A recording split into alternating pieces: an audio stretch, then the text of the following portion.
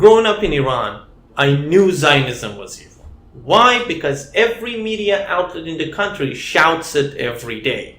I'm not exaggerating. Iranian regime still calls Israel the occupying Zionist regime. They don't call it Israel. There is no country of Israel. Iranian athletes are not allowed to compete against Israeli athletes in Olympics or other events. Why? Because there is no country of Israel. So how can there be an athlete from there? Even some of the dictionaries in Iran define Zionism as the idea that Jews are to dominate and rule other nations and ethnicities. I remember when a Hamas terrorist, martyrdom seeker, blew up a school bus in Israel, the headlines in Iran said 11 Zionists were sent to hell. Okay, there is no innocent Israeli or Zionist. They're all soldiers in this war against Islam or whatever they're fighting against. So imagine living in those countries and coming out of those countries, being bombarded all your life by these negative propaganda, and coming out of those countries to Western countries and hearing the same exact narrative from the leftists.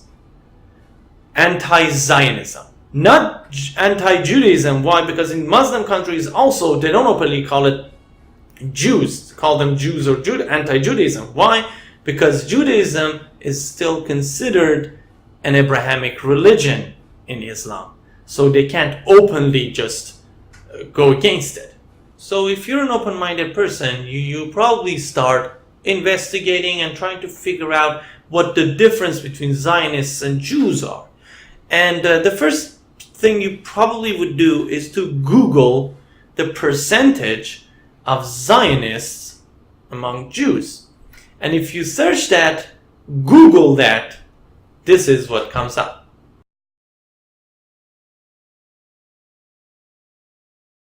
The problem here is the second definition of Zionism that Google has provided. Because in the history of Zionism, nobody has ever described Zionism the way it's been defined there. And you don't have to take my word for it. For that, we're going to go to our resident Jew, Daniel Boardman. Daniel, has anybody ever defined Zionism the way it's been described by Google? No, never. Zionism simply means the belief that the Jewish people have the right to exist within the state of Israel. Thank you, Daniel. Now, could you elaborate a little more about how and when Bibi Netanyahu, the current Prime Minister of Israel, come up with the idea of Zionism? He did. Zionism as a concept religiously has been around forever. There's an entire book of the Bible dedicated to it called Exodus. As a political movement, that started in the late 19th century after the Dreyfus trials in France, which was in the wake of the Franco-Prussian War where a Jewish officer was accused wrongfully. Yeah, dude, totally. Great stuff all the way. Since when did you start wearing a yarmulke? Anyway, now some people say, yeah, Google did this because if you criticize Israel, some people just call you anti-Semite. And that's not true. Only crazy people would do that. Israel is a state, is a government like any other government, and you can criticize some of its policies. Basically, they will make mistakes and they will do wrong things like any other government would. And you can criticize them. I myself believe Israel should stop building settlements until the border issue and the Hamas issue are resolved. What do you think, Daniel? Ugh, the settlers, total schmucks. Meshuggah. Wow, dude, you're really going for it, huh? Now, some people might ask, why do you think Google as a for-profit company would do this? Well, because Google has proven to be an ideological company. You see, everything they've been doing in the last few months and years has shown us that Google is first on the far left. Most of its executives are openly supporting and donating to far left causes.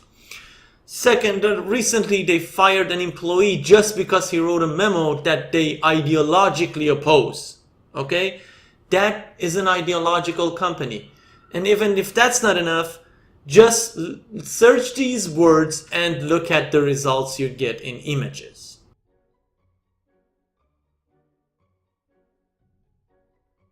Now, what does this definition of Zionism mean? It's very simple.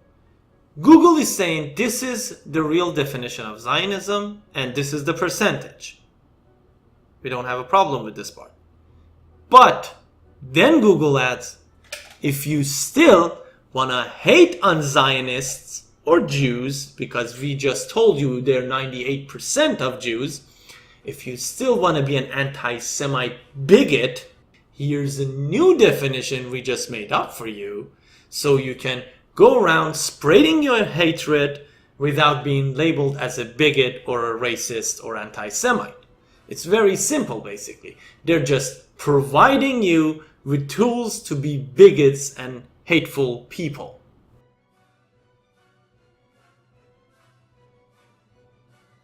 That is how Google is actually empowering racists and anti-Semites on the leftist movement.